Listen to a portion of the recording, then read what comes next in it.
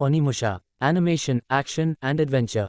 हाथ में एक राक्षसी आत्माभक्षी हथियार के साथ क्या एक प्रसिद्ध तलवारबाज और एक समुराई भाईचारा एक रक्तपिपासु ज़ोंबी विद्रोह को हरा सकता है। प्रारंभिक ईदो काल में सेट एक समय जब जापान शांति की ओर बढ़ रहा था और युद्ध इतिहास में लुप्त हो रहा था, एक उम्रदराज मुसाशी एक गुप्त मिशन पर निकलता है।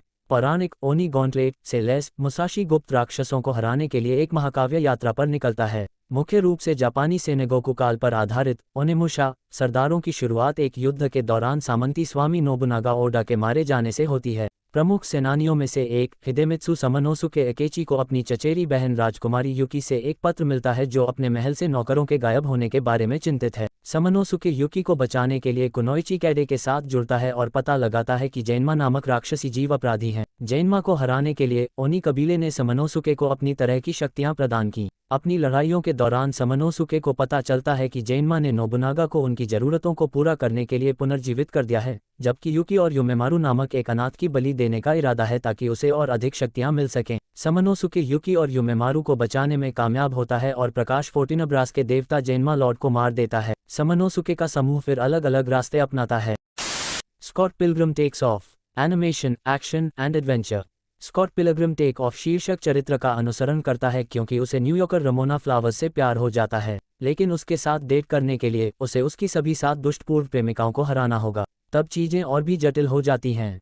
एक 20 वर्षीय टोरंटो इंडी रॉकर की नौकरियां पाने और बनाए रखने, अपने अपार्टमेंट से बाहर निकाले जाने से बचने और शहर की नई लड़की के 7 दुष्ट पूर्व प्रेमियों के साथ मुठभेड़ में जीवित रहने के साहसिक कारनामे जिन पर उसका क्रश है।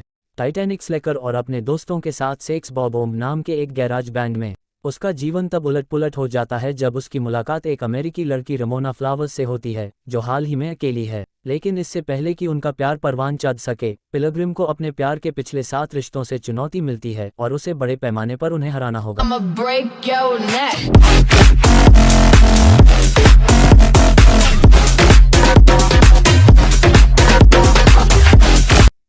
Blue I samurai, animation, action and adventure.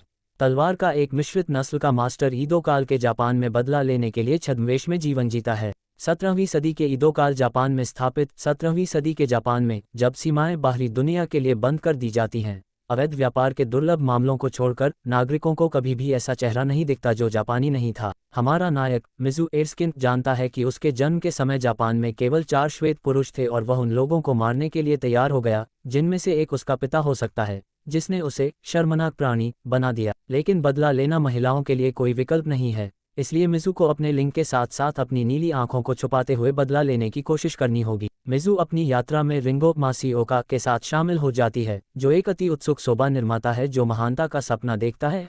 ताइगन Darren बानेट एक आडंबरपूर्ण समुराई जिसकी प्रतिद्वंद्विता एक असहज संघर्ष विराम की ओर ले जाती है, और राजकुमारी अक्मीक ब्रेंडा सॉन्ग ताइगन की मंगनी, जिसका सुनहरा जीवन मिजू के लिए खराब लगता है। उसकी बदला लेने की खोज हमें एक उत्तेजक श्रृंखला में एडो युग जापान में ले जाती है जो दर्शकों को लाइव एक्शन बढ़त के साथ ज्वलंत वयस्क एनिमेशन में डुबो देती है।